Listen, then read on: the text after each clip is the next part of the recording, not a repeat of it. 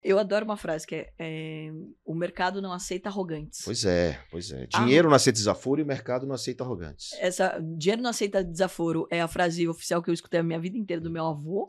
E o mercado não aceita arrogantes porque, na verdade, é a vida, né? Você conhece uma pessoa que é muito arrogante, que ela consegue ter amigos, Não consegue. todo mundo quer ajudar ela? Não, então ela tem um isso. monte de puxa-saco, isso tem, mas só isso. Sim, e daí ela vai ver que ela não vai conseguir fazer bons negócios também. A gente fala muito sobre empreender como se só fosse empreendedor quem monta CNPJ. Não, e não é verdade. Então, você pode empreender, como diz nosso amigo Geraldo Rufino, no CNPJ do outro. Então, ou seja, que é o primeiro jeito que você tem que fazer, que é o mais inteligente. Inclusive. E, inclusive, enaltecer o intraempreendedor, tá? Porque tem muitos empreendedores dentro das empresas. Exatamente. E tem que enaltecer o intraempreendedor. 2, a gente ter um modelo de franquias. E 3, daí sim, o CNPJ. Que daí, quando você já tem uma maturidade, ou você já conhece daquele business, ou você consegue ter uma gestão, você poder fazer. Eu sou tão apaixonada por educação, que eu fui entendendo que as pessoas, elas aprendem de jeitos diferentes. Então, como que eu consigo me comunicar melhor, né? Então, para você montar qualquer negócio, para você ter sucesso em qualquer área da sua vida, você tem que fazer com que o outro lado veja valor naquilo, ele entenda aquilo. Então, não adianta falar economia financeira e ninguém vai entender nada, e eu não vou ter ajudado ninguém. Então, eu até costumo dizer que eu quero ajudar a mudar a educação financeira do nosso país. E por que ajudar? Porque ninguém faz nada sozinho. Eu acredito nesse país, a gente é maravilhoso, a gente é perfeito em tudo. Então, ou seja, a gente tem tudo para ser a maior potência do mundo quando a gente entender o valor que a gente tem. Então, ou seja, o que eu posso fazer para contribuir? Eu acho que todo negócio, toda empresa, ela te dá muito prazer quando você vê o impacto que você tem na vida de outras pessoas.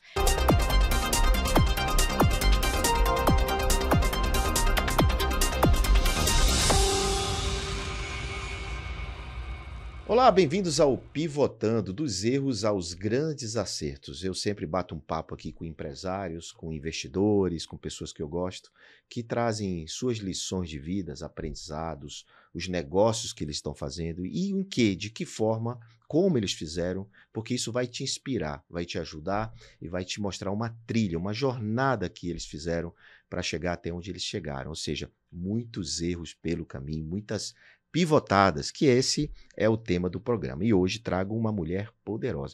Eu chamo de multi-investidora, multi-empresário, multi-tudo, porque ela, além de ter uma empresa listada na Bolsa de Valores, ser CEO desta companhia, ela participa do Shark, é uma investidora Shark Tank, ela participou de várias temporadas, ela participa de entidades, é conselheira de várias empresas e tem livros publicados. Então, quem é, senhoras e senhores, minha querida Carol Pfeiffer.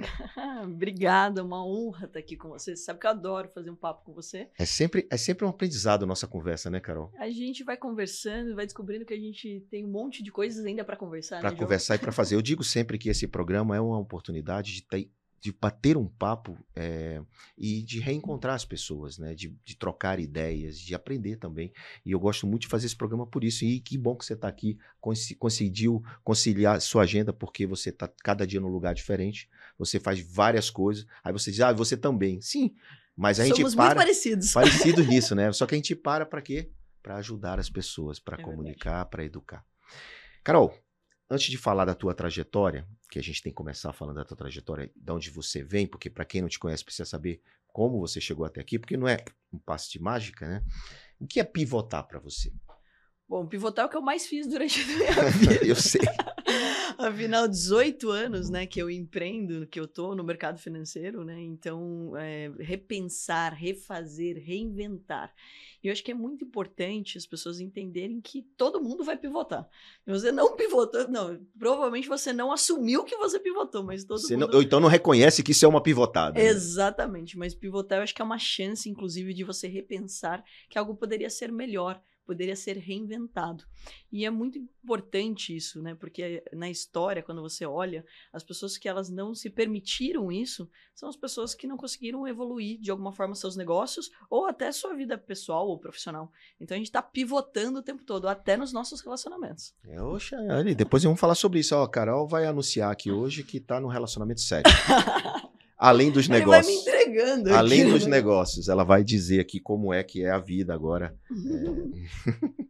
Carol, me fala, você tem uma curiosidade da sua trajetória que eu acho muito bacana, que é que você saiu de moda para administração. Mas você nunca deixou a moda, né? Porque você é cheia de moda, cheia de...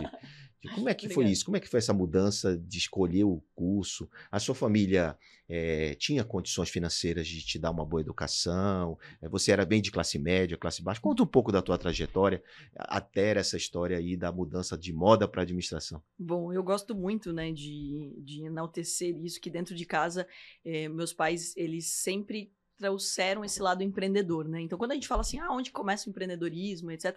Óbvio que naquela época, quando a gente era criança, não falava de empreendedorismo, a gente falava de ser empresário, né? Não sabia nem que palavra era Não essa. sabia nem que palavra era essa. Mas os meus pais casaram muito cedo. A minha mãe tinha 17 anos, meu pai tinha 20 anos. Então, como eles casaram muito cedo, obviamente não tinham grana, né? Quem que tem grana com os 17 aos 20 anos? Então, eles casaram e a minha mãe, ela sempre teve muito bom gosto. E ela queria ter roupas bonitas para minha irmã, né? Eu sou caçula, então veio a minha irmã primeiro. E daí, quando a minha irmã nasceu, ela queria ter roupas bonitas, mas ela não tinha grana para comprar. Não tinha grana para comprar a roupa A da sua irmã. Isso. E daí, quando a minha avó já tinha uma confecção de adulto, ela já fazia roupas. Então, a minha mãe já cresceu no meio dos tecidos. E a minha mãe começou a fazer roupa para minha irmã. E daí, a minha mãe começou a fazer essas roupas e as amigas dela começaram a gostar muito. Aí, o que aconteceu? Indica para um, indica para outro, ela começou a vender para as amigas, montou uma pequena confecção, começou a vender para as lojas, e daí foi dando certo. Quando eu nasci, a minha mãe já trabalhava. Então, eu já tinha uma referência dentro de casa de uma mulher que era empreendedora, né? Que batalhava, etc. Então, isso era muito legal, porque minha mãe gostava de muitas coisas. Então, tipo, putz, o sonho dela era ter uma piscina. Ela juntava grana, ela fazia as coisas, ela queria viajar. Então, ela fazia isso junto com meu pai. Eles sempre foram muito parceiros nisso, em construir, né? Em fazer as coisas acontecerem. Mas não tinham muita grana. Então, ou seja, a gente não cresceu com luxos. Então, eu escutava muito assim, você não vai ter a bolsa da moda, nem o tênis da moda, mas você vai estudar numa boa escola. E eu sou de Porto Feliz. Porto Feliz tem 50 mil habitantes. Então, eu estudei numa escola de freiras, era uma escola particular, mas que os meus pais deixavam muito claro isso, né? Que, olha, a gente não vai ter muita grana, mas a educação é importante. Eu fui crescendo e fui entendendo que o trabalho não era tão pesado, a gente brincava de trabalhar dentro de casa. Tive horta de alface com 8 anos de idade, então eu vendia. É muito legal, né? Você brincar de empreender quando você é criança, porque o alface custava 50 centavos, todo mundo te dá R$ 5, né? Porque quem compra, a avó, a tia, você brinca, né, de fazer as coisas. Mas vai te modelando, né? Você vai aprendendo a vender, a mexer com dinheiro. Que é o que todo mundo precisa aprender, inclusive. Porque quando você aprende a vender, você aprende a servir. E você aprende muito humildade, porque você vai tomar não, você vai aprender que você tem que convencer as pessoas. Então, ou seja, você cria já muitos skills que são importantes na sua vida adulta. Mas que você nem sabe quando você está ali brincando. Mas os pais deveriam saber. É verdade. Inclusive, é um dos maiores incentivos que eu faço, é dos pais eles entenderem a importância da educação financeira empreendedora. E, inclusive, isso faz parte do material que você criou recentemente, de um gibi, né, de desenho animado, para isso também, que a gente vai falar sobre isso lá na frente, mas você fez, não fez? Fiz tanto a educação financeira de pais para filhos, quanto desenho animado, porque ele entra de uma forma mais leve dentro de casa. E lúdica. Exatamente. Então, quando eu era criança, eu tive cofrinho, né? Então, eu tive um cofrinho da Minnie, do meu irmão era do Mickey, até tenho no escritório até hoje. E tinha essa questão de ter a relação com o dinheiro de uma forma mais saudável. Porém, não entendia muito, gostei muito de trabalhar, né? De crescer no meio dos tecidos com a minha mãe, então na minha cabeça eu ia fazer moda. Eu sempre entendi que eu ia trabalhar no mundo da moda. Minha avó trabalhava com moda de adulto, minha mãe com moda infantil, e eu entendi que tinha um gap que eu passei, né? Que é aquela fase entre você ser criança e você ser adolescente. Não existe até hoje boas marcas para isso. Então, por quê? Porque você não vai mais usar babado, que é a roupinha de criança, mas você também não vai usar um decote, que é a roupa de adulto. Você não vai usar uma coisa muito justa e etc. Então, eu via que tinha essa lacuna que eu poderia desenvolver alguma coisa. Mas eu não queria ser estilista. Eu queria ter uma empresa de moda.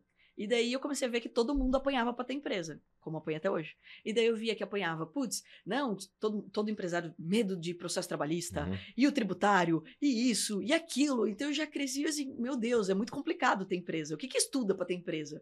Administração de empresas. E até é muito engraçado, né? Porque no meu primeiro ano de faculdade, eu lembro do meu professor perguntar quem realmente queria fazer administração de empresas, e a maioria vai fazer administração de empresas quando tá confuso de que área vai seguir, porque ele é bem amplo. E é maravilhoso, né? Você fazer algo que te dá N possibilidades. possibilidades. Mas eu fui com um propósito. Eu ia montar uma empresa de moda. Participe do quiz do Pivotando, escaneie o QR Code que está aqui na tela, ganhe e-books de cada episódio e concorra a prêmios. Antes disso, você entrou na faculdade já pensando nisso, né? Mas você chegou a testar isso? Chegou a vender alguma roupa, alguma coisa? Eu sempre trabalhei, né, junto com a minha mãe. Então Na atividade dela. Então eu aprendi a fazer, por exemplo, eu programava na máquina de bordar, então eu gostava muito disso, né? E não era porque ela me obrigava, né? Porque senão a galera já começa a questionar achando que minha mãe me explorava, não é isso. Mas eu gostava, eu ia na loja com ela, eu adorava atender as clientes, eu adorava ter essa frequência com ela e era um tempo muito gostoso que eu passava com a minha mãe. Então eu aprendia muito dentro desse universo. Inclusive eu participei de um concurso com ela de moda e que ela ganhou esse concurso, foi aqui em São Paulo, nem conhecia São Paulo, porque né, a gente não vinha para São Paulo. Você ficava onde? Em Porto Feliz.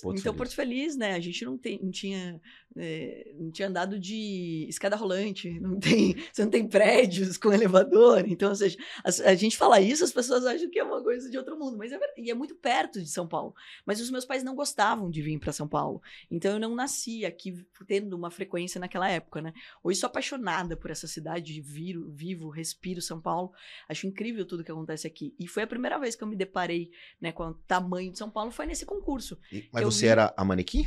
Eu fiz a roupa, era uma roupa de criança que você tinha que fazer, então a gente recebia alguns tecidos e você tinha que inventar alguma peça com aquilo. Tá. E daí eu desenhei, a gente apresentou, eu não ganhei, né, mas eu vim pra final. Mas ganhou experiência. Ganhei experiência, eu vim pra final. Com quantos anos, Carol? Eu tinha uns 15, 16 anos nessa época. Já, e daí eu tava prestes a ir pra faculdade mesmo, né? E daí por que eu decidi fazer primeiro administração de empresas? Eu queria fazer moda depois que eu terminasse a administração de empresas. Por quê?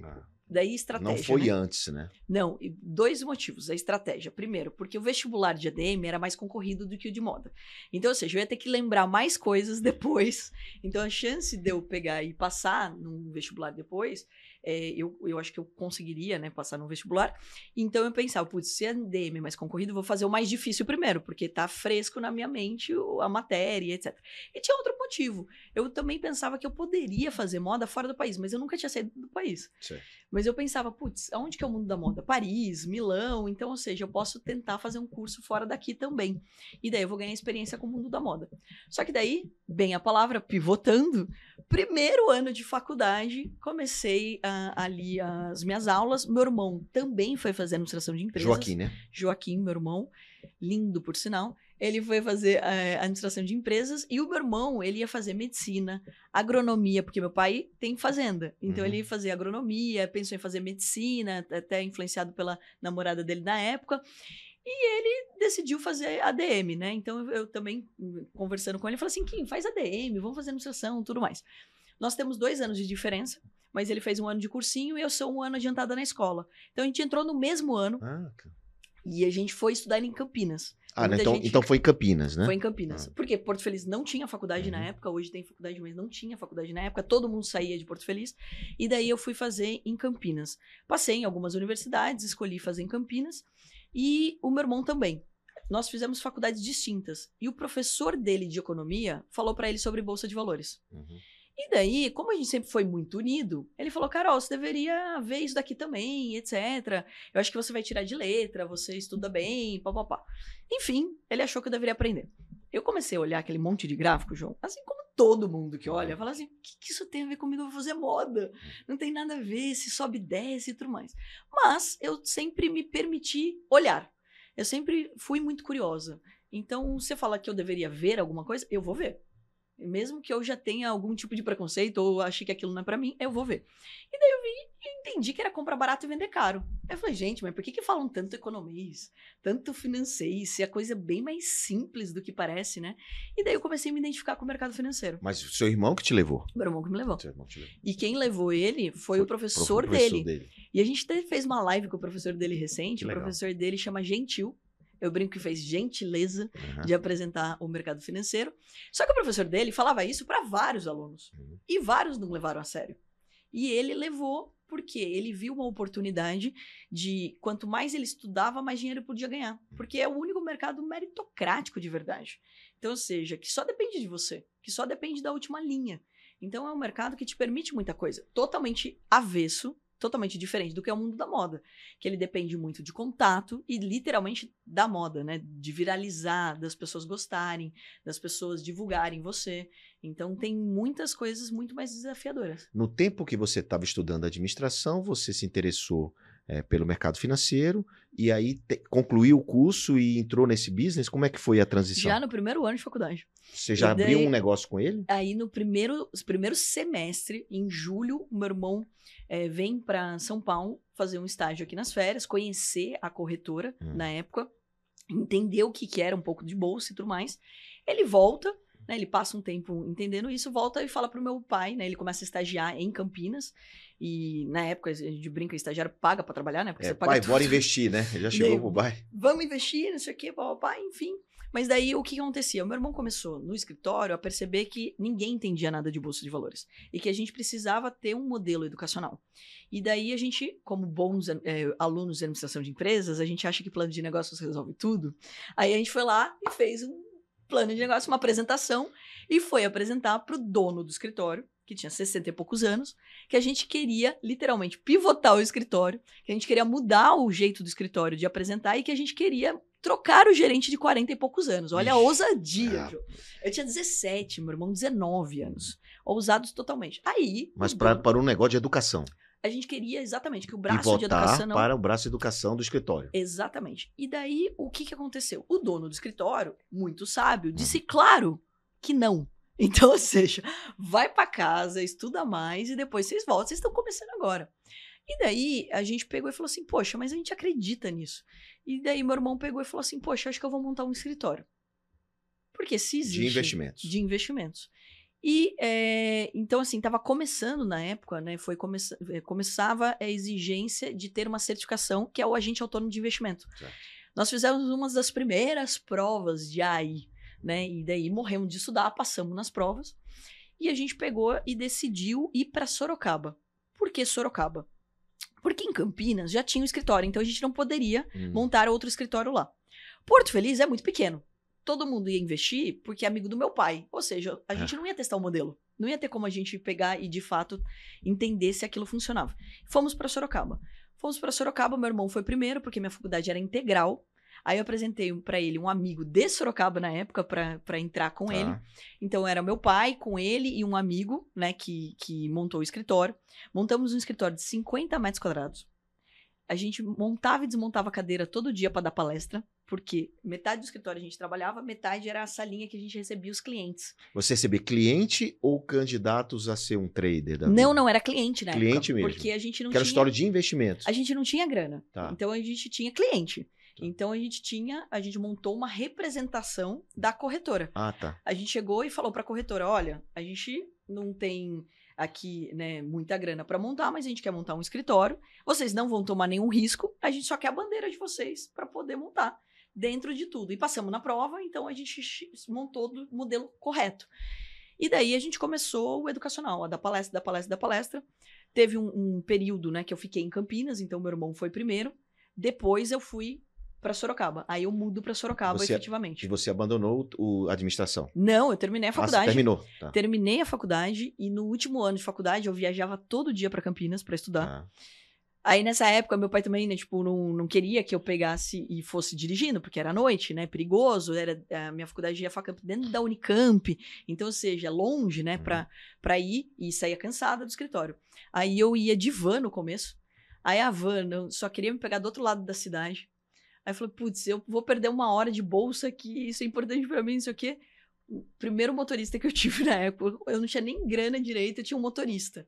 Era até bonito de ver, ele ia todo de terno, gravata, eu tinha um Celta.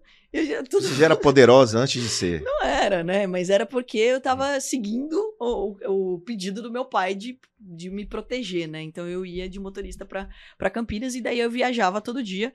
Nessa época eu também passei a negociar com alguns professores, eu falei, olha, eu vou bem, eu tiro notas boas, então eu não vou conseguir vir em todas as aulas aqui, né? Que senão eu vou ficar muito cansada e tudo mais. Então eu tenho um negócio rodando, né? E tem um negócio rodando. E o negócio rodou? Rodou, e foi muito interessante, porque eu assim, fui desafiada dentro da minha sala, inclusive, de aula, né? Porque, por mais que eu tenha feito administração de empresas, E dentro da minha faculdade tinha até um incentivo da própria bolsa, né? Que não era B3 ainda, era Bovespa e BMF, né? Então, BMF. a gente tinha ali uma ativação.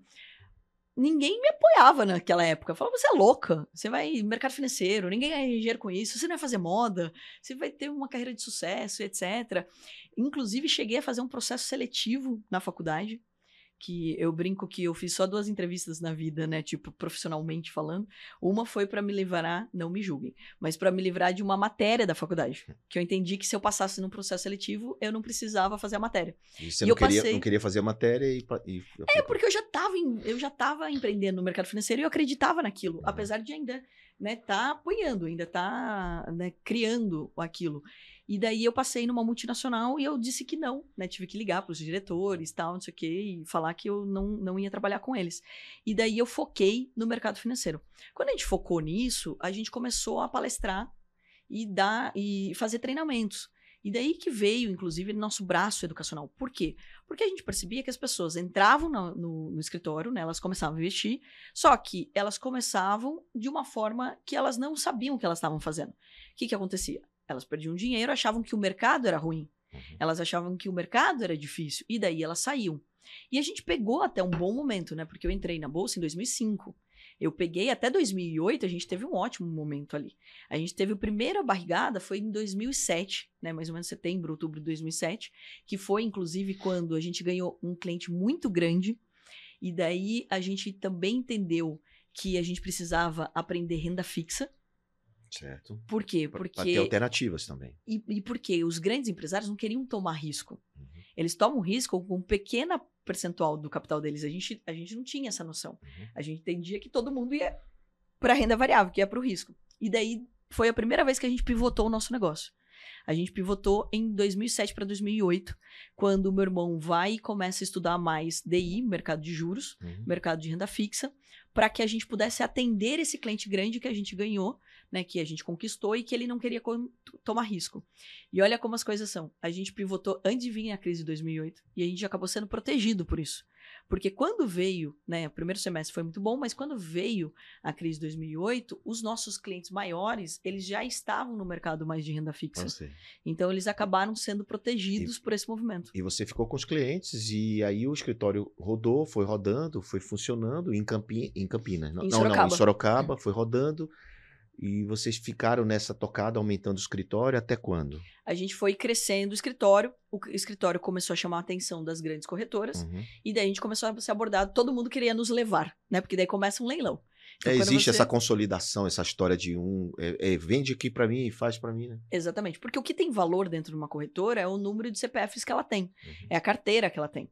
E a gente começou a crescer, montou os clubes de investimento, a gente era muito voltado para o varejo, né? Então, nessa época, ninguém fazia tanto o trabalho da pessoa física, né? Hoje a gente vê isso com mais frequência, óbvio, né? Mas antes não, e a gente nem tá falando da época que a internet era o boom. Não, então, veja, ou seja, era presencial o negócio. Não, Carol, se a gente tem o quê? 5 milhões de CPF hoje na Bolsa? É em torno disso. Então, só 5 milhões de CPF. Imagina naquela época quantos tinha. Eu sou da época que tinha mais gente na cadeia do que na Bolsa, que era menos de 0,5% da população. Pois é, muito pouco, né? Então, você entrou no mercado, tinha muito pouca gente. Isso era até pouco tempo atrás, até 5 anos atrás, a gente tinha mais gente na cadeia do que na Bolsa. Então, ou seja, o boom ainda vem acontecendo. Alguns adventos foram acontecendo, a internet ajudou bem isso, os bancos digitais ajudaram também. E aí a gente tem muito mais CPFs hoje, pouco, mas tem muito mais CPFs. E se você for ver, João, cresceu muito devagar perto a outras coisas, por exemplo, como o mercado de bet, aposta, pirâmide, então nem se fala. Então, ou seja, a gente acaba perdendo muito pro mercado de aposta. O brasileiro, ele é muito conservador, mas quando ele decide tomar risco, ele toma um risco errado, exatamente. Toma um risco errado. Aí fala, eu vejo muito cara falando assim, trade é arriscado. Arriscado é você apostar no tigrinho, pô. Exatamente. Isso é arriscado. Nossa, o trabalho que eu mais fiz foi de prevenção, de educação. Então, eu dava palestra em todos os lugares, falava em todos os lugares. Eu brinco que eu tô rouca de tanto falar, porque em todos os lugares que eu tinha oportunidade, eu fazia. E daí a gente começou a fazer essas aulas lá, e eu comecei a dar palestra em café. Eu não tinha espaço de auditório. Uhum. Aí eu comecei a fazer parceria. Fazia parceria com a universidade, fazia parceria com o café. Tem até dó de um café de Sorocaba, que a mulher as moças que trabalhavam lá me escutaram umas 300 mil vezes. Se elas não investem na bolsa até hoje, eu errei. Porque eu fui falando, fazia parceria com a associação comercial, fazia folder, distribuía panfleto para as pessoas irem na palestra. Mas essa palestra, Carol, você ensinava investir renda fixa ou variável? Exatamente. Né? Não era ainda o trade. Não, era... Que assim, na verdade, eu explicava o tamanho das oportunidades do mercado. Do mercado que existia. Tá. Então, assim, o que a gente fala hoje de marketing de conteúdo, já fazia era presencial. Era basicamente isso. Era literalmente um funil. Eu ia lá, dava uma palestra, explicava o que era Bolsa de Valores, o que era renda fixa, o que são títulos do governo e como você analisa seu perfil de investimento, por onde você começa. Como abre uma conta numa corretora, o que são ações. Aí eu entregava os cadastros. Aí, se a pessoa entendesse, no final ela virava minha cliente. Sua cliente. Então, ela preenchia. Era literalmente um funil. Ok. Ou seja, um funil presencial, nos cafés, em todo lugar que você ia, até você levou isso quantos anos?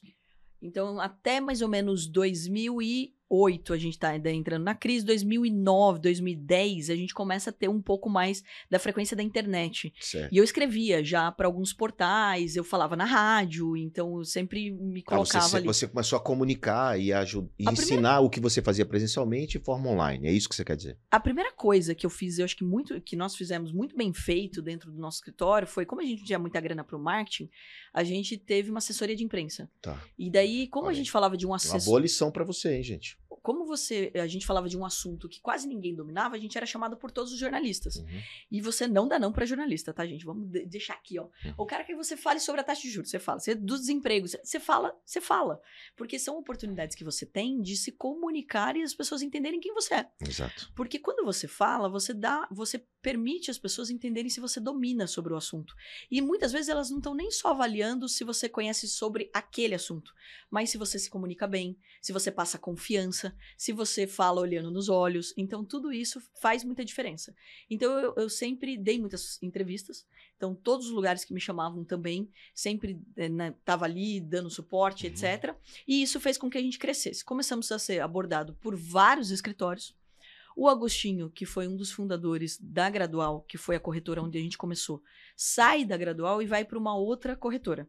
Né? Então, ele vendeu participação, começou a se desentender com quem entrou no lugar do sócio dele, né? O sócio dele faleceu e ele acabou se desentendendo com um novo formato. E ele vai para outro lugar. Quando ele vai para outro lugar, ele nos chama. Como a gente era muito grato, né, a tudo que ele nos ensinou, né, o Agostinho, ele infelizmente já é falecido, foi um grande mentor, o Batelli foi um grande mentor, tem algumas pessoas que participaram, né, desse processo, né? Desse processo, a gente foi junto. Tá. Quando a gente foi junto, era um grupo espanhol. O grupo espanhol, a gente tinha que aprovar tudo na Espanha. Tá. Então, ou seja, o espanhol vinha para cá, ele não entendia muito bem de Brasil, não sei o quê. Viemos para São Paulo, ficamos em São Paulo, e daí a gente pivotou o nosso negócio para atender eles, né? Então, para fazer essa junção. Então, juntamos os dois negócios. E qual era o negócio? A pivotada era para quê? Mais pro lado de bolsa? A gente era uma corretora, certo. A gente era um agente autônomo. Tá. E a gente entrou na área de retail, na área de varejo. Certo. A gente ia cuidar das expansões. Então, toda a parte, eles queriam crescer no varejo e a gente ia cuidar. Então, a gente saiu crescer de um negócio... como escritório, né, Carol? Isso, só que a gente saiu de um negócio que a gente tinha o nosso escritório para tocar outros escritórios, para crescer a expansão mesmo. E meu irmão foi pro asset e eu fui pro varejo. Tá. E daí, então, a gente entrou em duas áreas dentro da corretora, daí com um modelo mais de executivo, que eu nunca tinha trabalhado na vida, né? Com alguém me cobrando, eu era meu horário, né? Então, eu entrei nesse modelo. Confesso, não deu certo. Aí que a gente teve que restabelecer todo o nosso negócio, porque a gente percebeu que a gente perdeu a autonomia, tudo que a gente tinha de mais valor, que era essa didática, essa liberdade. Vamos criar um site. Eu criava meus sites. Certo. Você era dona do seu negócio e fazia tudo da vontade sua e do seu irmão e tocava e a coisa andava bem. E permitia me testar muito. Porque eu colocava um vídeo no ar, se o vídeo não performava bem, eu troco. É. Agora, quando você tem um time muito grande, você tem que mandar para aprovação, você tem um compliance, você tem muitas restrições. E daí a gente viu que não era o modelo que a gente queria seguir. A gente acabou saindo, então, desse grupo. E daí que a gente pivota de novo o nosso negócio e cria, não me julguem agora também, a nossa empresa que chama WHPH. Work Hard, Play Hard. Play Hard. A gente não achou que o nome ia ficar conhecido, né?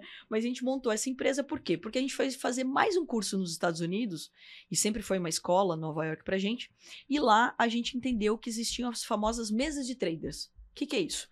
É uma empresa onde os sócios colocam dinheiro e eles convidam os traders para operar o dinheiro deles. Então vamos lá. Até então, a gente só cuidava do dinheiro de clientes. De clientes, tá. Aí a gente passa a entender o tamanho do mercado de trade de fato. É que a gente vai falar o que é isso, para explicar bem, né? Uhum. Para quem não sabe o que é trade, acho que é o momento importante você ampliar um pouco o conhecimento sobre isso. E o trader, ele é o quê? Ele é um negociante. Então, ou seja, ele vai pegar, basicamente, vai comprar barato e vender caro. Ele vai comprar uma ação de uma empresa, né? Uhum. E vai vender essa ação de uma empresa através de uma mesa de operações. Isso. Mas o trade, na verdade, existe em todas as áreas. Então, Certo. você tem o trade de commodities, você tem trade de tudo.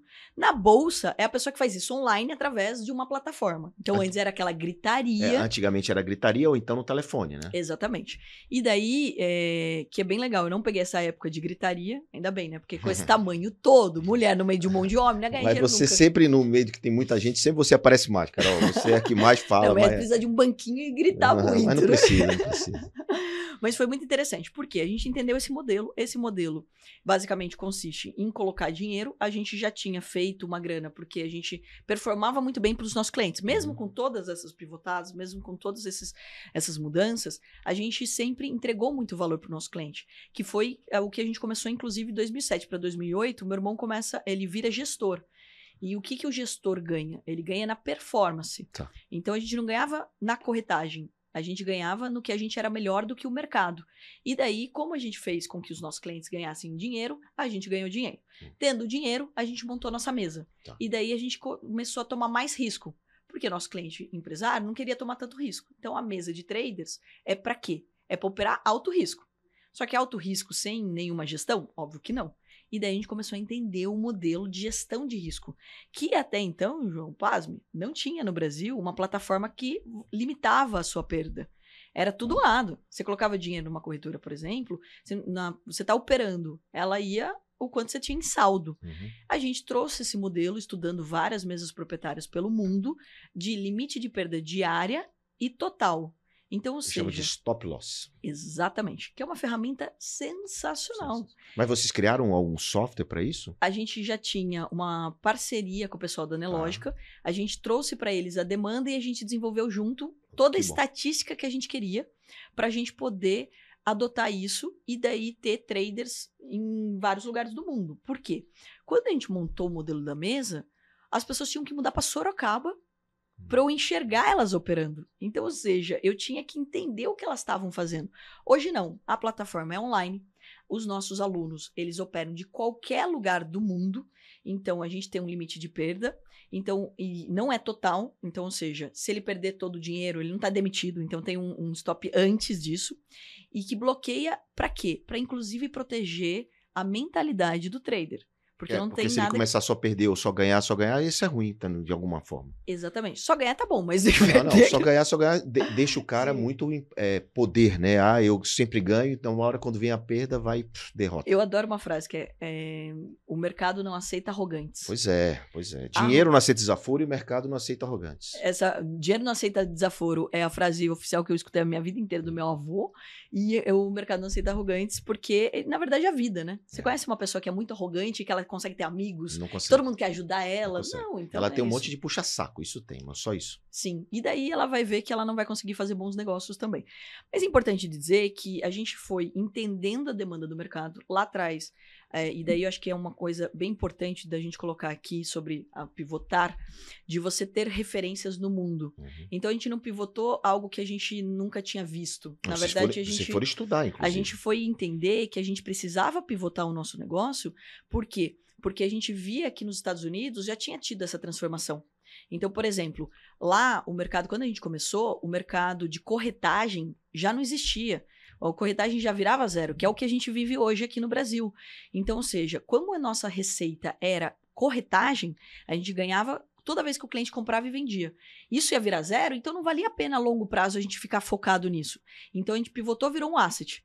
E daí a gente começou a ganhar na gestão, na performance. Quando a gente entendeu que para a gente poder crescer, a gente precisava popularizar, e que, por exemplo, nos Estados Unidos, desde a década de 80, as pessoas não usam os bancos para investir.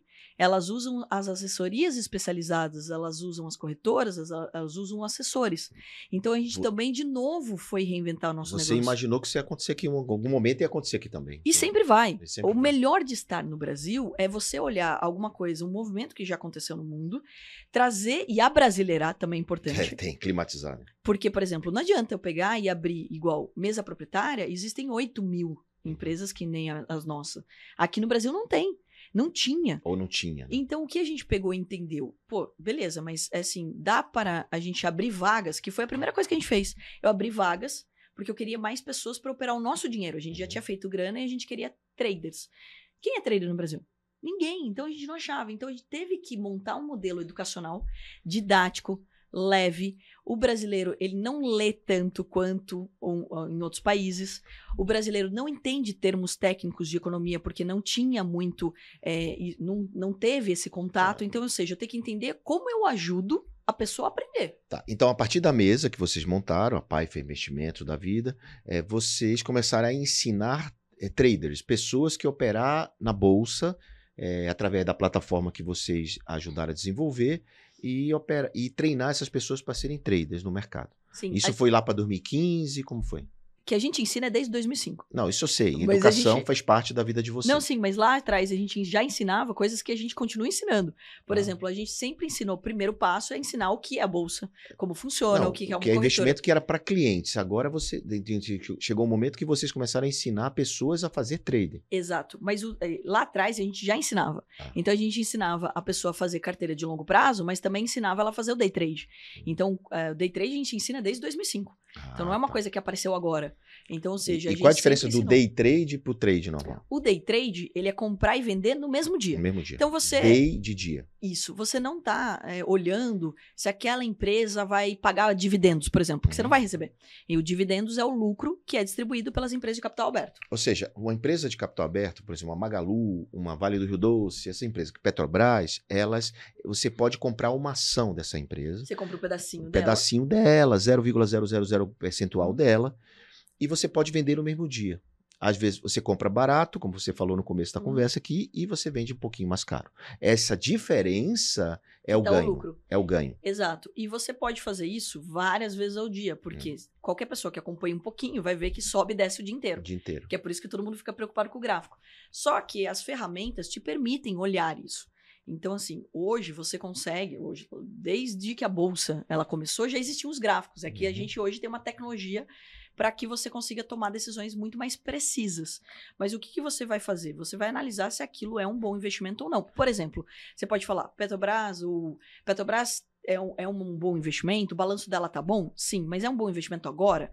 Se faz 10 dias que ela tá só subindo, nada sobe para sempre, nada cai para sempre. Então, ou seja, você comprar depois de 10 dias de alta, provavelmente você está pagando caro.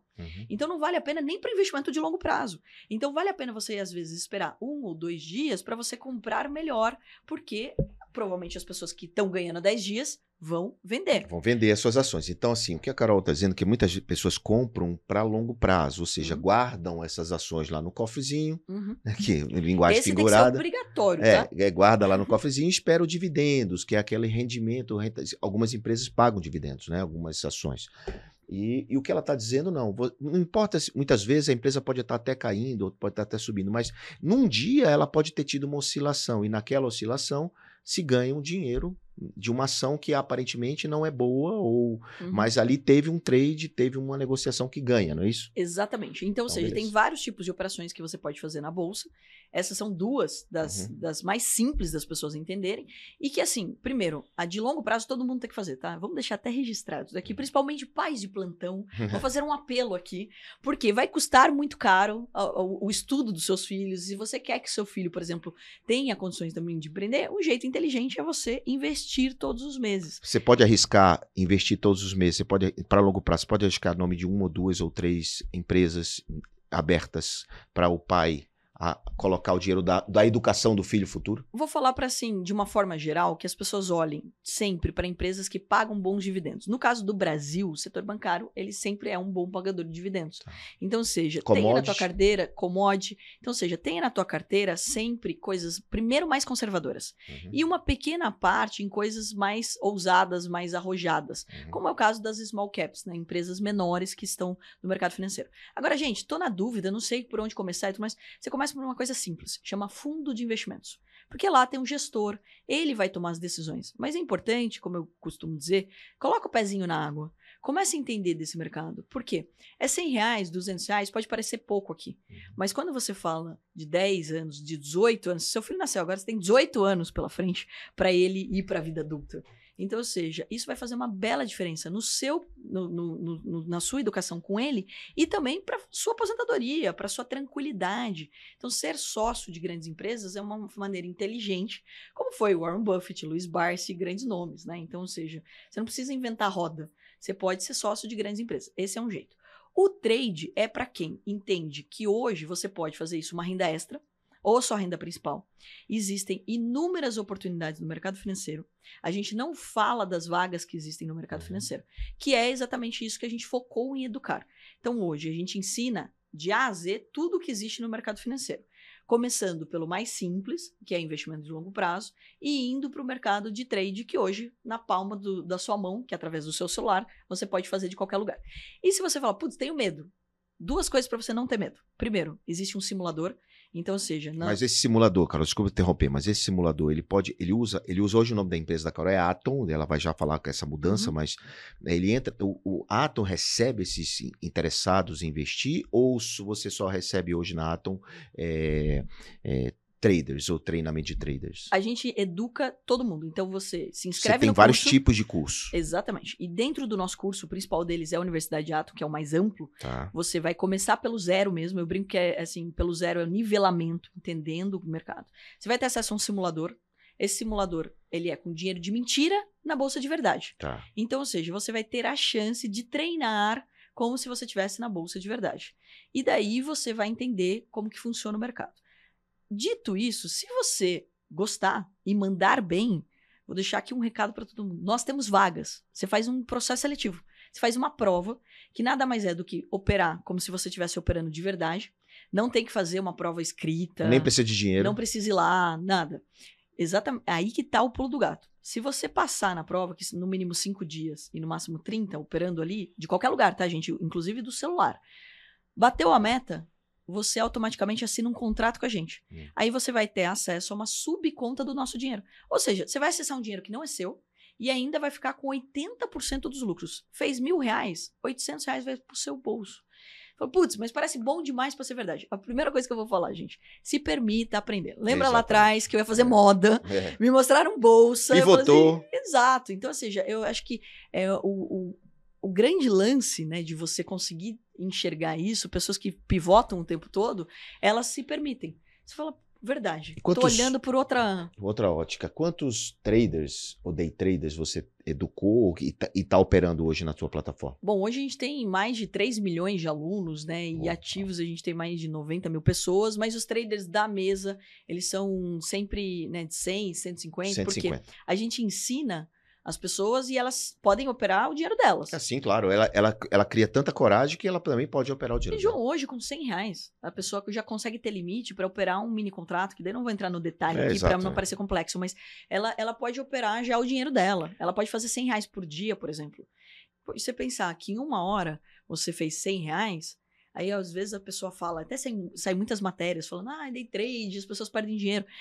Ninguém perguntou quem estudou, então começa por aí. Exatamente. Cuidado com pesquisa. Você tem que ver a pesquisa pela ótica de dados. Estudou, tirou uma certificação, passou em alguma prova? Não passou. Entrou, abriu lá e brincou de cassino, vai perder dinheiro. Assim, o cassino é risco, é aposta total, é gambling, como a gente chama. Você já viu alguém fazer uma cirurgia, virar médico, assistindo vídeo do YouTube? Não consegue. Não dá, assim, né? Então, ou seja, você tem que treinar. Tem que então, ser, é o primeiro ponto. E uma das coisas que a Atom faz é essa preocupação com a educação, com o treinamento, com a capacitação, com a certificação. E é exatamente essa minha maior paixão, a ponto de eu ter feito mestrado em Educação e Tecnologia.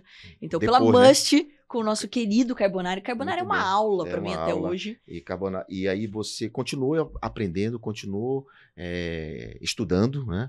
E crescendo. E essa sua popularidade, esse seu jeito, né, espontâneo e expansivo de ser, te levou a ser considerada uma das grandes investidoras do país, não só pelo fato de você estar operando a bolsa, mas também porque você faz investimentos, outros tipos de investimentos em negócios, e você passou a aparecer muito mais, que te levou, inclusive, para o Shark Tank, né? Então, eu queria aproveitar aqui para que você contasse um pouco da história da Atom em diante, né? Uhum. Como é que você se tornou a Carol Pfeiffer conhecida que você é hoje, para que as pessoas entendam que foi essa trajetória, que a pessoa olha a foto, mas não vê o filme todo, né? Verdade. E não vê as pingas que você toma, não vê as quedas, né? E é até engraçado, né, João? Porque eu encontrei algumas pessoas há um tempo atrás, uns 4, 5 anos, e que me reencontraram agora e falaram assim, nossa, como você cresceu do nada. Do nada são 18 anos, né? Não sei de onde que é o do nada aí na tua ótica, né? Mas 36 aprendendo, né? Então acho que esse é um ponto. E foi muito curioso, porque a gente comprou uma empresa de capital aberto na bolsa, então a gente pegou e transformou a WHPH em Atom. Então, Atom vem do filme Gigante de Aço. Então, até porque as pessoas falam né, dessa briga entre a tecnologia e o ser humano. Uhum. Lembrando que nós criamos a tecnologia para trabalhar por nós, gente. né? Então, ou seja, no final do dia sempre tem um ser humano por trás e a gente tem que usar a tecnologia a nosso favor. Quando a gente comprou a empresa listada, inclusive te conheci nessa época. Isso foi 2015, eu acho, 16. 2015 e 2016, eu falo, até né, falei para você na época, João, eu tenho uma startup listada na bolsa. Então, ou seja, eu não sei o que é startup direito, eu preciso aprender. E para mim, eu queria aprender sobre bolsa de valores, assim, eu queria entender como levar minha empresa para bolsa de valores. E ali a nossa troca foi assim, você queria saber sobre startup e eu queria saber sobre bolsa de valores. E a nossa conexão foi imediata por isso. Verdade. Você me ensinou muito, aliás. Poxa, obrigado. E você continua me ensinando, né? Porque o mundo da startup é bem mais complexo. E daí foi muito interessante que eu comecei, né, a entender um pouco mais desse mercado. Eu comecei a aparecer mais, porque uma empresa de capital aberto, então ela tem muita exposição, você sai muito na mídia, tem fato relevante, etc. E daí eu me tornei, primeiro, diretora de RI, né, de relacionamento com o investidor. Então eu conversava com os investidores, e depois eu me tornei presidente da Atom, né? Então o primeiro presidente foi meu irmão, e daí eu venho como cargo de CEO dentro de uma empresa listada, o que também chamou muita atenção, porque na Bolsa a gente tem sempre menos do que 10 mulheres sendo CEOs de empresas de capital aberto, o que, né, a gente precisa aumentar esse número, mas enfim... Aliás, tem que aumentar, inclusive, desculpa interromper, mas tem que aumentar, inclusive, o número de empresas listadas. Que são mais de 400, e a gente está falando aí né... São poucas, número, né? Poxa, é um número muito irrisório. Então, a gente percebeu que tinha uma exposição muito grande, eu já palestrava muito, mas comecei a palestrar daí muito mais fora de Sorocaba, né? Então, não só aqui em São Paulo, mas no Brasil todo, comecei a ser convidada. E daí conheço também, né, o Janguier, e daí conheci através de Bruno. O Bruno me apresenta o Janguier e ele me fala do Instituto Êxito.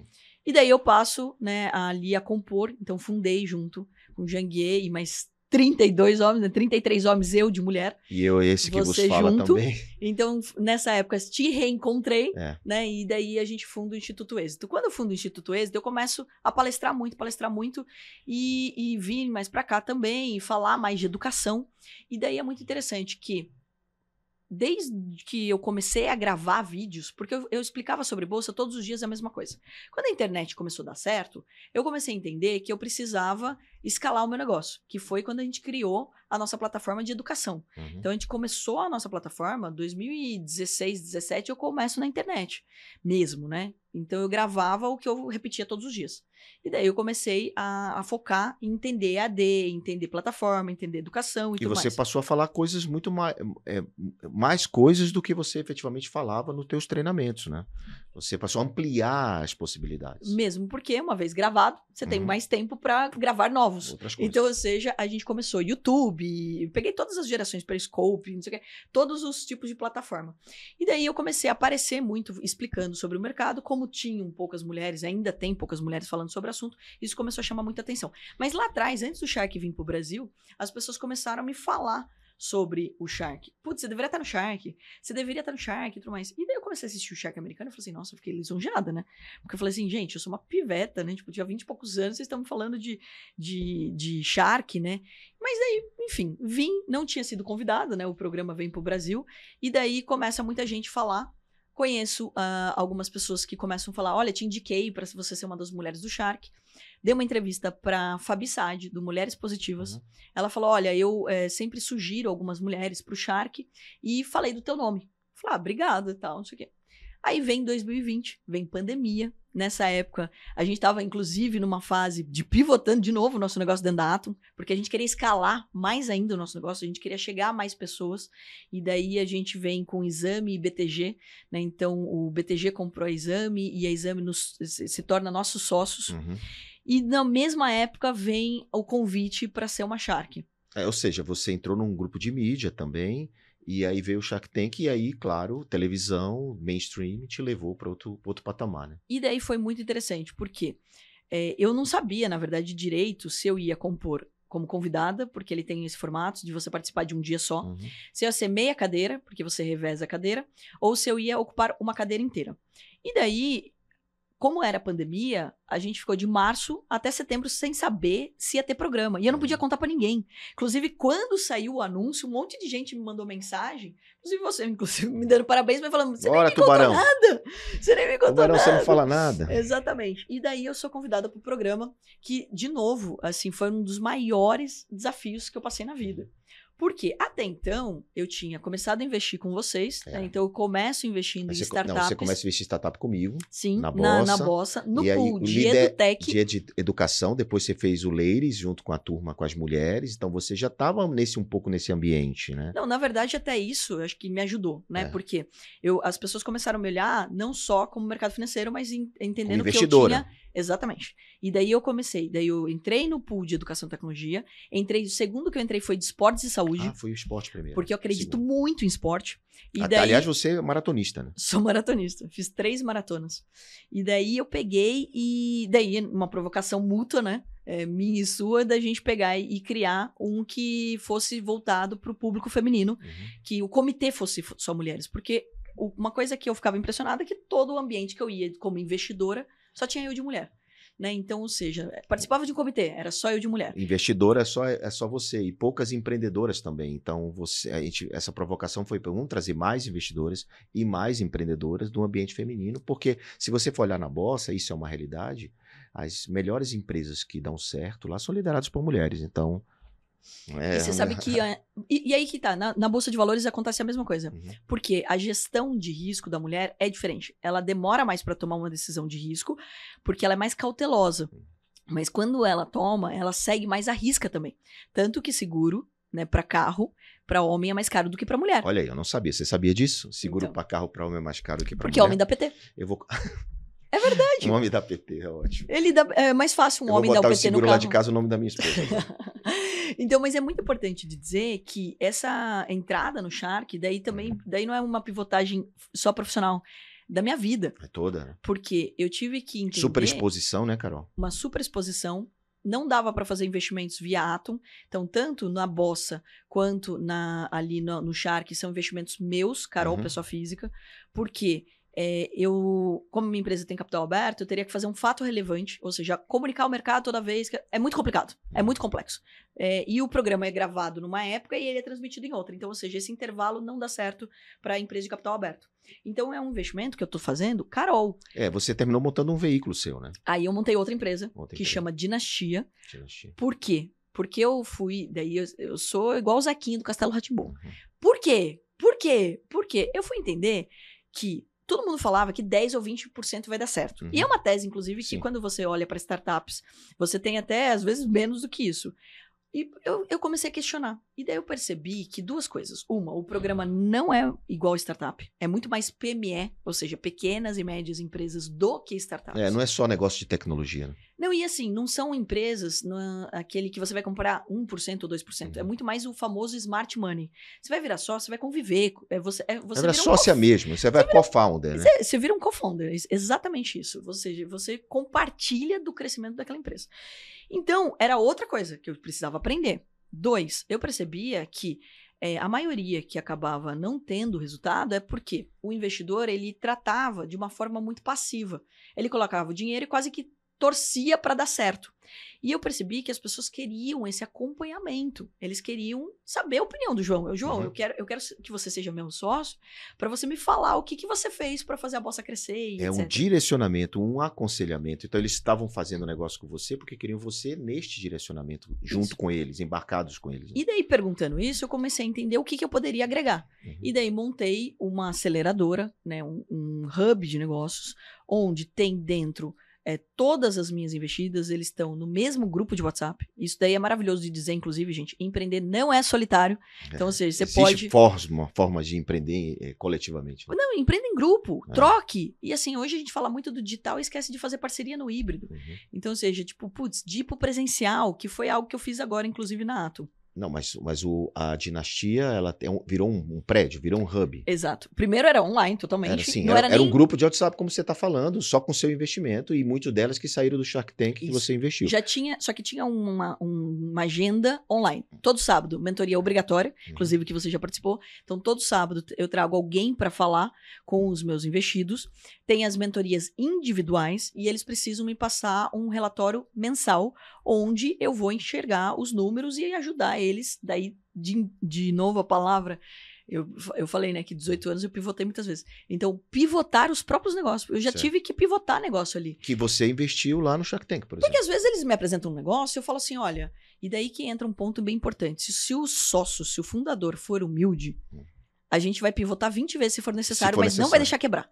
Esse é um ponto. Então as pessoas falam, por que quebra? Porque você, abandona o caixa, e 2, porque você não se permite fazer as pivotagens necessárias. Então, peraí, isso daqui não tá funcionando. O que a gente precisa fazer para funcionar? Mas, peraí, o cliente tá querendo outra coisa. Por que a gente tá entregando o que a gente quer e não o que o cliente quer? É porque ele é apaixonado pelo negócio e não pelo problema que o negócio resolve. Então, ele não consegue enxergar isso, né, Carol? Exato. E se não é ouvidor, não tem 2 ouvidos e uma boca, não tem escutatória, fica difícil você conviver com um empreendedor desse, né? E é o meu maior desafio, né? Porque no programa eu não tenho tempo hábil. Não tem. É ali só... é pay buff. E o que te move, o que ali no programa, só pra gente não sair, só pra gente voltar um pouco só no Shark Tank rapidinho, pra ir pros dias de hoje, pra Dinastia, quais foram os maiores gatilhos de conquista desses empreendedores no Shark Tank? Porque muitas vezes não era nem um modelo de negócio, muitas vezes ali era o cara, né? O que te moveu para investir no A, no B, no C, por exemplo? Bom, primeiro de tudo, né, eu acho que você colocou bem, é o brilho no olhar do empreendedor.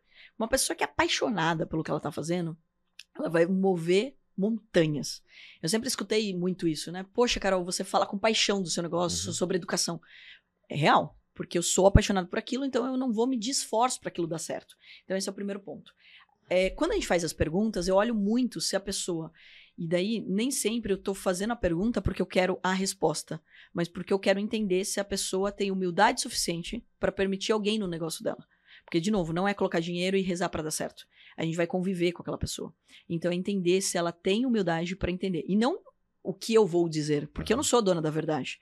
É o que o mercado vai dizer, o que o cliente vai dizer. O que, por exemplo, eu vou trazer uma pessoa especialista na área. Então, muitas vezes eu tô olhando para um negócio ali e já tô pensando, o João vai poder me ajudar nisso. As suas conexões, né? Nas conexões são as mais importantes. E uma das coisas que eu consegui construir ao longo da minha jornada são bons amigos.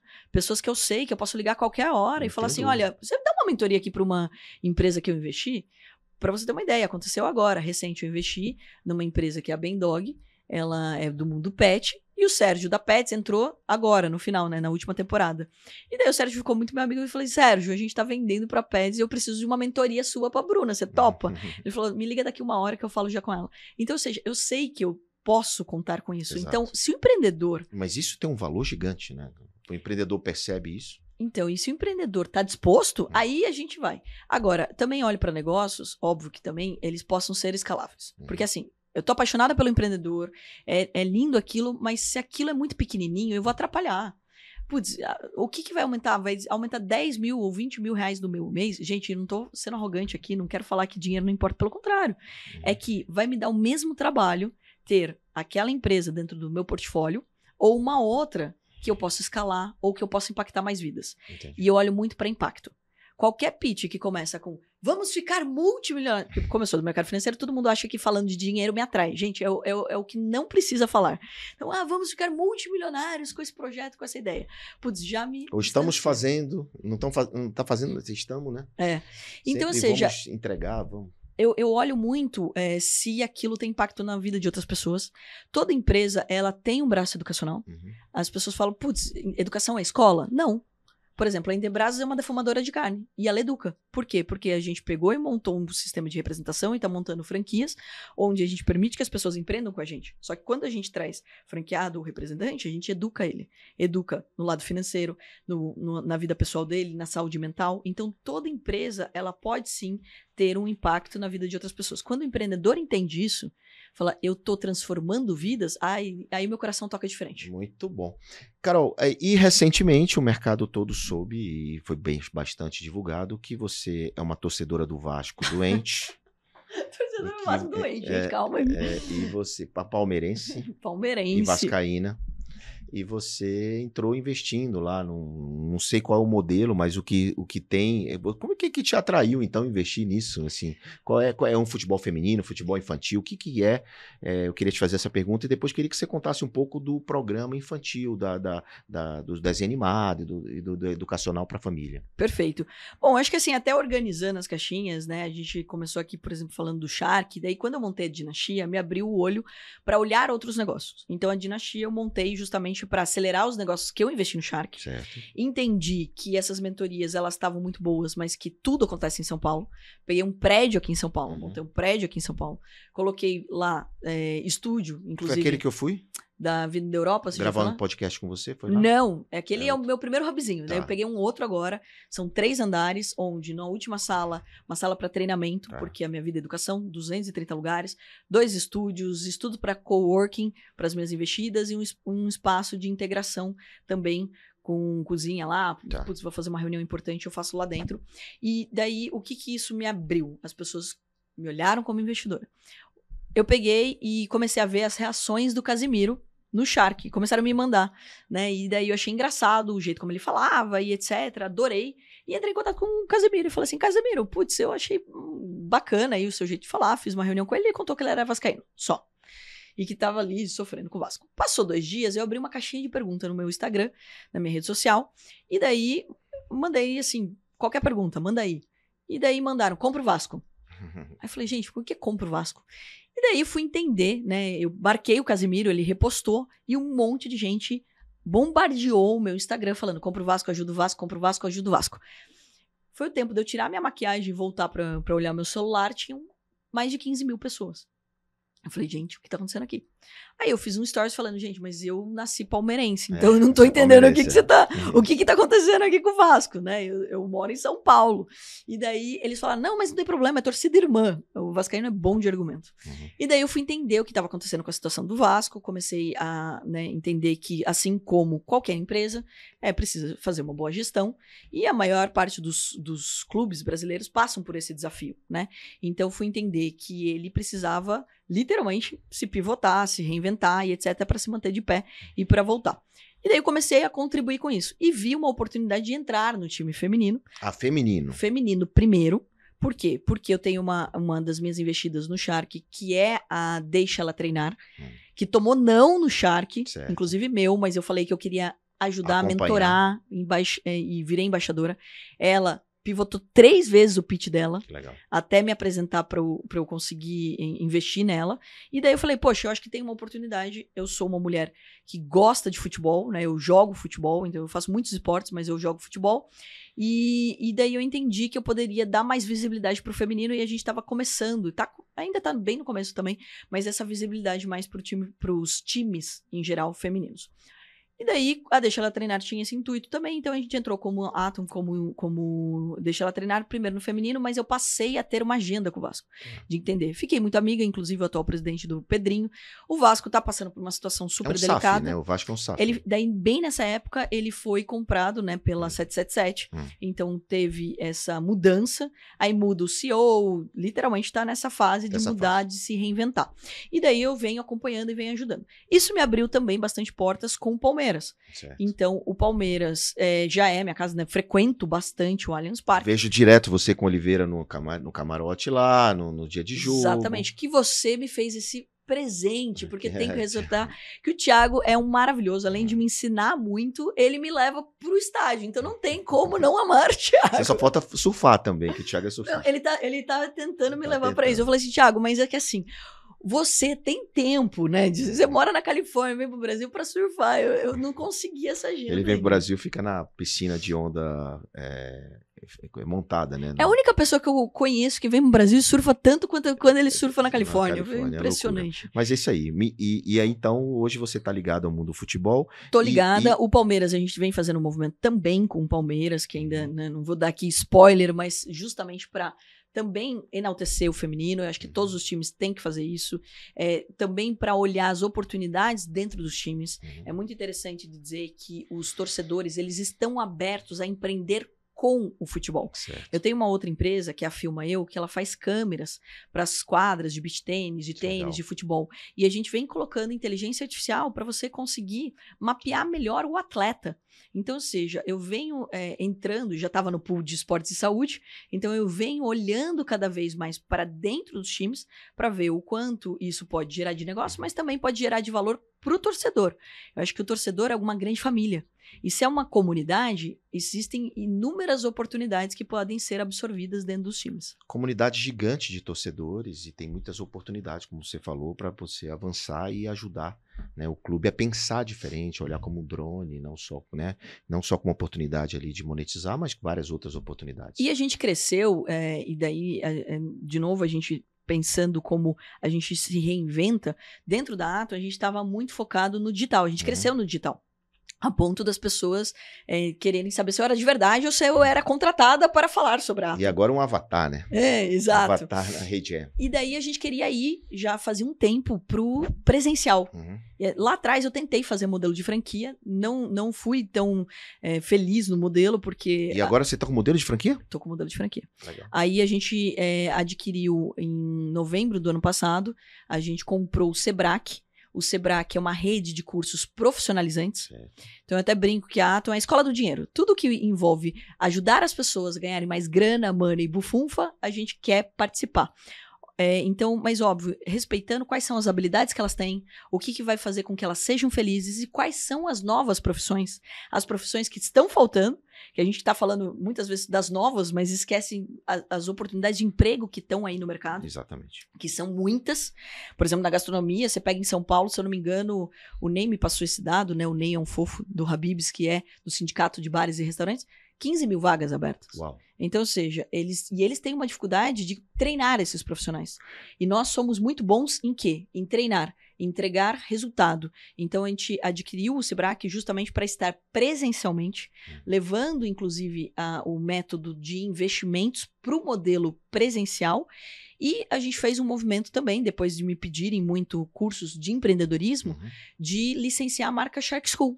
E daí a gente tem... O Shark Tank tem o Shark School. Então a gente tem uma escola de negócios chamada Shark School, onde a gente ensina as pessoas sobre as áreas dentro de uma empresa. Então hoje você não precisa mais fazer um curso de administração igual eu fiz, de 4, 5 anos, com muitos termos técnicos. Então você se torna o que a gente fala que um líder de negócios. Entender do marketing, entender de RH, entender de gestão de pessoas, entender que você faz parte da empresa, que você não é do marketing. Então, você tem que entender que você tem que colaborar. Eu acho que cada vez mais as empresas estão entendendo isso. Então, o Atom, como hoje ela tá com a Sebrae, ela tá... a Atom Franquias está ampliando como Sebrae ou como Atom? Como Sebrae, a gente com continua fortalecendo o nome Sebrae, que é uma empresa aí de quase 30 anos de método. Certo. E, assim, 13 anos consecutivos ganhando prêmio da BF de melhor escola de curso profissional. Sebrae com C mudo no final. Com C, isso. Tá. C no começo e C no final. E a Atom em si, ela abriu franquias dela também? Não, através do Sebrae, tá bom. A gente tem ali, as pessoas podem representar a Atom, podem representar o Shark School, então esse movimento que a gente vem fazendo, e que eu acredito cada vez mais, né, que o empreendedor, ele tem que olhar, sim, para o modelo de franquia. Sim. Né, a gente fala muito sobre empreender como se só fosse empreendedor quem monta CNPJ. E não é verdade. Então, você pode empreender, como diz nosso amigo Geraldo Rufino, no CNPJ do Do outro. outro. Então, ou seja, que é o primeiro jeito que você tem que fazer, que é Pra o mais aprender, inteligente. inclusive. E, inclusive, enaltecer o intraempreendedor, tá? Porque tem muitos empreendedores dentro das Dentro empresas. das empresas, E exatamente. tem que enaltecer o intraempreendedor. 2, a gente ter um modelo de franquias. E 3, daí sim, o CNPJ. Que daí, quando você já tem uma maturidade, ou você já conhece daquele business, ou você consegue ter uma gestão, você poder fazer. E daí eu acredito tanto nisso, que dentro do Shark, olha só que interessante, as pessoas me olhavam só como educação. Hoje, eu acabei investindo em várias empresas que são franquias. Eu vou estar na ABF com várias das minhas... Das suas empresas investidas. Como é o caso da Facilitoy, que montou um modelo de franquia voltado para mães. Como é o caso da Higher Bridge, que é uma escola de inglês com futebol. Eita, é Então, tanta coisa que essa Carol faz, meu é Deus do céu. 60, não dá pra falar A de gente teria que todas. ter 2 horas de podcast, Você sabe que eu de tenho que tomar bate-papo cuidado, aqui. né? Porque se eu falo de uma empresa e não falo Aí da a outra... outra... É igual filho, né? Se você verdade. falar só de um filho, ele fica assim, É enciumado verdade. o outro, né? Fica ciumado. Você sabe melhor do que ninguém. Você eu tem tenho 3... Eu tenho que falar Não, dos em 3 aviões, né? Não tem... Obrigado. Então, ou seja... Bom, Carol, todo mundo que vem aqui, para encerrar aqui esse bate-papo que foi incrível, cheio de sacadas e oportunidades, inclusive... Isso que a gente não falou do desenho animado. Desenho animado. Você pode, depois da dica, antes da dica, você já fala aí do desenho animado também. Porque, assim, a pessoa que quer franquear pode entrar no Sebac, a pessoa que quer aprender a fazer day trade pode procurar ato. E tem tantas oportunidades. Quiser dinheiro, pede para a investidora, que ela te dá, tubarão aqui. Então, tem que deixar uma dica que você não falou para quem, por exemplo, quer investir ou para quem quer entrar nesse segmento ou até mesmo qualquer outra coisa de empreender, o que você achar que é importante falar. Tá bom. Bom, acho que primeiro de tudo até eu acho que cabe bem, né, junto com a dica, esse movimento que eu fiz do desenho animado. Então, assim, eu sou tão apaixonada por educação que eu fui entendendo que as pessoas, elas aprendem de jeitos diferentes. Então, como que eu consigo me comunicar melhor, né? Então, para você montar qualquer negócio, para você ter sucesso em qualquer área da sua vida, você tem que fazer com que o outro lado veja valor naquilo, ele entenda aquilo. Então, não adianta falar economias financeiras e ninguém vai entender nada, e eu não vou ter ajudado ninguém. Então, eu até costumo dizer que eu quero ajudar a mudar a educação financeira do nosso país. E por que ajudar? Porque ninguém faz nada sozinho. Eu acredito nesse país, a gente é maravilhoso, a gente é perfeito em tudo. Então, ou seja, a gente tem tudo para ser a maior potência do mundo quando a gente entender o valor que a gente tem. E que as pessoas, elas se unam, elas realmente se ajudem. E como que eu entendi que eu poderia colaborar? Poxa, se eu falo sobre dinheiro, o que pode ser mais simples? Aí eu fiz um desenho animado, que é o Clube do Theo Torinho, convido todo mundo a assistir, é de graça, tem 10 episódios. Aonde é? No YouTube você põe, tem no site. Como é o nome? Clube do Theo Torinho. Theo Torinho. Theo Torinho. Então o Theo, inclusive o mesmo nome do filho. Mas com H, T-H-E-O? Não, T-E-O. O Theo, ele é o professor, ele é um tourinho, porque no mercado financeiro a referência do mercado financeiro. Eu brinco que ele é bem Faria Alarme, né? Porque ele anda de colete, camisa e tal. E daí ele ensina as crianças sobre dinheiro e sobre empreendedorismo. E não tem a Carolzinha lá, então não é sobre mim, é sobre passar uma mensagem, é sobre ensinar. A gente está colocando de graça em todas as escolas públicas do nosso país. Que maravilha. Então, todo lugar que eu vou palestrar, eu falo com a Secretaria de Educação, falo com o prefeito, a gente está colocando. Eu entrei no grupo aqui de educação do Estado de São Paulo, junto com o secretário, para que a gente possa colaborar com a criação do material. Então, ou seja, o que eu posso fazer para contribuir? Eu acho que todo negócio, toda empresa, ela te dá muito prazer quando você vê o impacto que você tem na vida de outras pessoas. E, para mim, a educação, ela tem que ser leve. Então, o desenho animado, ele não tem objeção.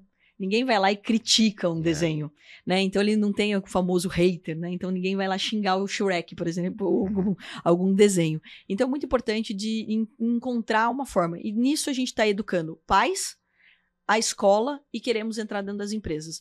E daí eu bato nessa tecla, pessoal. Educação são 3 pilares. Começa dentro de casa, né? Você é o maior exemplo disso também, João. Você fala o quanto você educou os seus filhos, educa a sua família. Você tem a educação nas escolas e toda empresa ela é educadora. Ela tem que entender que ela precisa ajudar e colaborar. E daí, pessoal, a minha grande dica é, primeiro, invista em autoconhecimento. A gente fala pouco sobre o que nós queremos para a nossa vida, o que a gente gosta de fazer, o que realmente a gente sente prazer. Não caia nessa de tem que fazer. tem que fazer live, tem que fazer isso, você tem que fazer o que você gosta, o que você realmente sente prazer. E no final do dia, lembre que você tem um presente incrível chamado vida. Se você valorizar esse presente maravilhoso, você vai poder tomar boas decisões, vai montar bons negócios, vai fazer boas amizades, vai se conectar com bons investidores. Então seja apaixonado pela vida, que não tem erro. Ok, pra que tudo isso? Pra ser feliz, né, Carol? Exatamente. Muito bem. E aí, ninguém sai do Pivotando sem ganhar uma lembrancinha do programa, que Poxa, obrigada. é uma caixinha com seu nome personalizada, uma canequinha Olha. personalizada, um café especial, que é uma caixinha de uma startup, Carol, chamada LeBlanc, de dados variáveis. Ela consegue entregar 2.000 presentes, 3.000 presentes personalizados com o nome de cada um, da forma, inclusive pode ter até vídeos, enfim. Já tô pensando em uma conexão que eu vou fazer com eles aqui, Olha porque minha aí. cabeça não para. Não para, LeBlanc aí, oportunidade para Parabéns. Carol Pfeiffer. E eu que agradeço você ter vindo aqui demais, porque falar com você é sempre uma aula, sempre um ensinamento. De verdade, você é uma jovem brilhante e ajuda muita gente. Eu sei disso, eu vejo o teu trabalho. Então, tá aqui no Pivotando, tá dando a honra de estar aqui nos estúdios do SBT e as transmissões através da SBT News. É muito bom para mim, muito bom para todo mundo que assistiu. Poxa, obrigado mais uma vez pelo convite e parabéns, né, João? Porque mais uma vez você está abrindo tua agenda para ajudar a educação do nosso país, porque é isso que você faz quando você traz pessoas aqui para falar. Exatamente. Obrigado aqui pelo Valeu. convite, parabéns. E obrigado e gratidão a você que assistiu. Deixa aqui seu comentário, participe do Pivotando através desse QR Code que está aqui na tela, onde você pode interagir com o programa, você pode fazer perguntas, pode ganhar prêmios, pode ganhar e-book, pode ganhar livros e tudo dentro da plataforma interativa do Pivotando. Então é isso, gratidão e até a próxima semana. Tchau, tchau.